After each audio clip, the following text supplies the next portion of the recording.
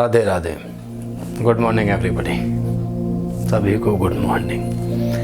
तो कल तक 8 श्लोक हो गए थे, जिसमें कि दुर्योधन इससे पहले श्लोक में अपने अपने शूरवीरों के बारे में बता रहा था कि कौन कौन योद्धा उसकी तरफ से उसके पक्ष में युद्ध में मैदान में उतर रहे हैं। तो श्लोक नंबर 9 में भी कुछ ऐसा ही है। तो श्लोक नंबर 9 पढ़ते हैं। अन्यस्य बहवः शूरा मर्दते त्यक्त जीविता नाना शस्त्र प्रहरणा सर्वे युद्ध विशारद। अर्थात और भी मेरे लिए जीवन की आशा त्याग देने वाले बहुत से शूरवीर अनेक प्रकार के शस्त्रों से सुसज्जित और सब के सब युद्ध में चतुर हैं। अपने सेना के शूरवीरों का बखान कर रहा है कि वो मेरे लिए प्राण भी दे सकते हैं और सभी के सभी के शस्त्रों से सुसज्जित हैं और युद्ध कला में निपुण हैं। तो ऐसे कुछ 9वें श्लोक में भी दुर्योधन अपनी सेना के बारे में बखान कर रहा है। बढ़ते हैं श्लोक नंबर 10 की तरफ। अपर्याप्तम तदस्माकं बलम भीष्माभिरक्षितम् पर्याप्तम त्वेदमेतेषां बलम भीमभिरक्षितम्। इसका भावार्थ है, भीष्म पितामह द्वारा रक्षित हमारी यह सेना सभी प्रकार से अजय है और भीम द्वारा रक्षित इन लोगों की यह सेना जीतने में सुगम है। तो श्लोक नंबर 10 तक हमने संपूर्ण कर लिए। अब इसके बाद बढ़ेंगे श्लोक नंबर 11 पर, और श्लोक नंबर 11 हम थोड़ी देर में करेंगे। कुछ नाश्ता कर लिया जाए, देन उसके बाद करेंगे। राधे राधे।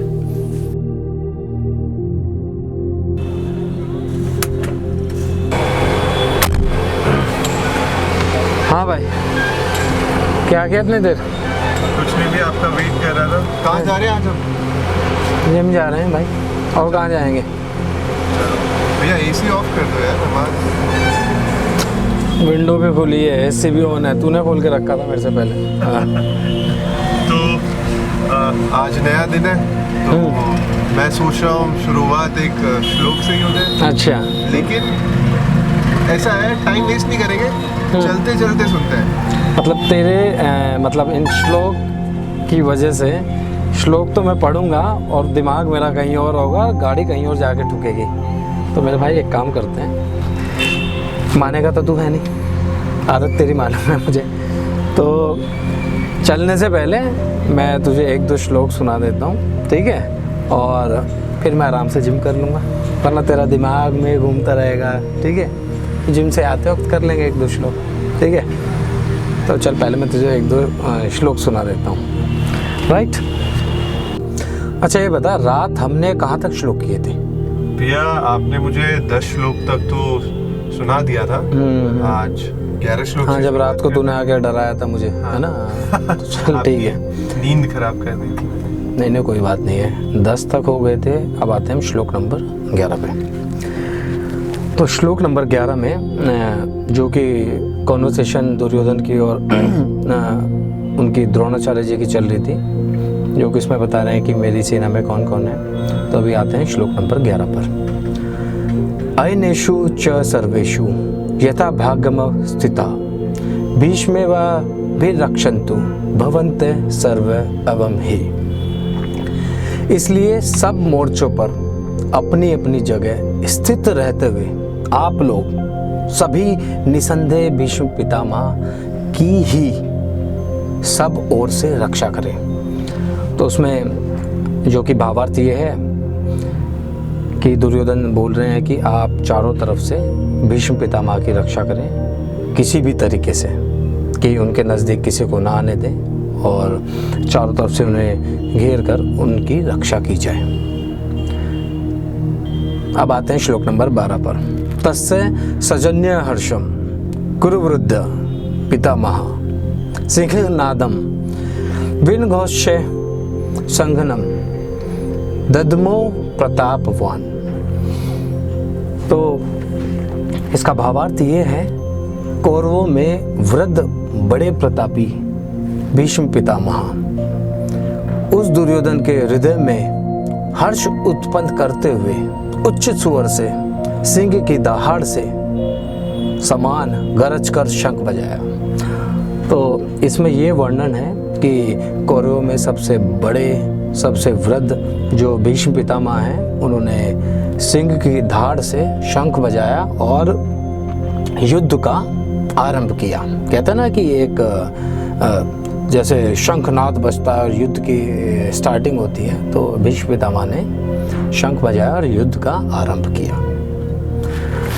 तो श्लोक नंबर 12 तक हो गए भाई। अभी एसी भी ऑन करना है, मुझे गर्मी भी लग रही है और शायद मुझे जिम चलना चाहिए। प्री वर्कआउट मैं खा चुका हूँ, तो जाके थोड़ी बहुत एक्सरसाइज की जाए और तब तक तो गाड़ी में म्यूजिक सुनना, ठीक है?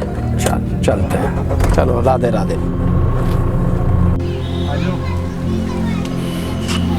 हेलो, क्या चल रहा है? नहीं भाई, जिम में ही हूँ, यहाँ तो बहुत खड़ा है मेरा।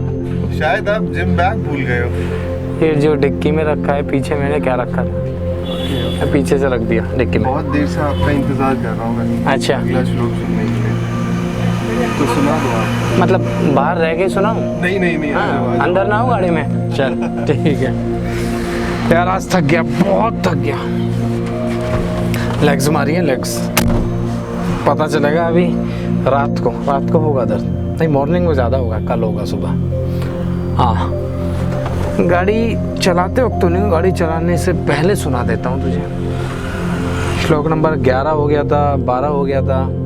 अच्छा, तू मुझे एक बात बता, तू इतने चाव से श्लोक सुन रहा है, कहीं उनको अपनी लाइफ पे लागू भी कर रहा है सब श्लोक वगैरह? अभी तो शुरू ही हुआ है और मैं रात में आपकी सारी बातें बैठ करके सोच भी रहा था। अच्छा, कि क्या है क्या नहीं है। तो मेरे हिसाब से अभी तो मेरे को ब्रीफ मिला है और बहुत ज़्यादा उत्सुकता है मेरे को जानने के लिए। अभी तो बहुत कुछ है, अभी तो स्टार्टिंग है, बहुत कुछ आना बाकी है इसमें।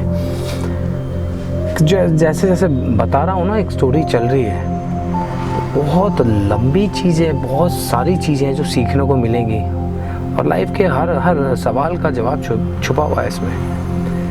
हाँ, तो कहाँ पहुँचे थे? श्लोक सुना देता हूँ, वरना तू मेरा पीछा नहीं छुड़ेगा। तो श्लोक नंबर 13, 11 हो गया था, 12। हाँ, श्लोक नंबर 13 है। तत् शंघाच्च वीर्यश्च पन्वानक गोमुखा सह सेवाभ्य हन्यंत स शब्द स्तुमुलो भवत। इसका भावार्थ ये है कि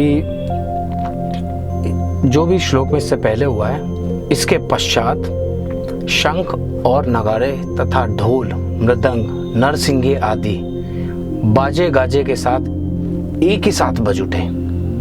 उनका वह शब्द बड़ा भयंकर हुआ, अर्थात ढोल नगाड़े सारी चीजें एक साथ बजे। जो उनका शब्द का अर्थ है कि मतलब जो उनकी आवाज हुई वो बड़ी ही भयंकर हुई। तो इसी से रिलेटेड श्लोक नंबर 14 है। तत् श्वेत हर्य युक्ते महति स्यंदने स्थितो माधव पांडवश्चैव दिव्यो शंखो वृद्धद्युम्तु।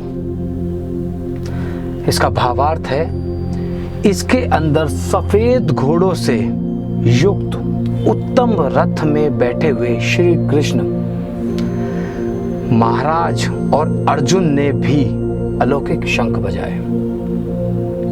अर्थात कौरवों ने तो बजाए मृदंग और सबके दोनों साइड से गाजे बाजे नगाड़े सब बज उठे, तो साथ ही साथ श्री कृष्ण ने भी और अर्जुन ने भी अपने अपने अलौकिक शंख बजाए।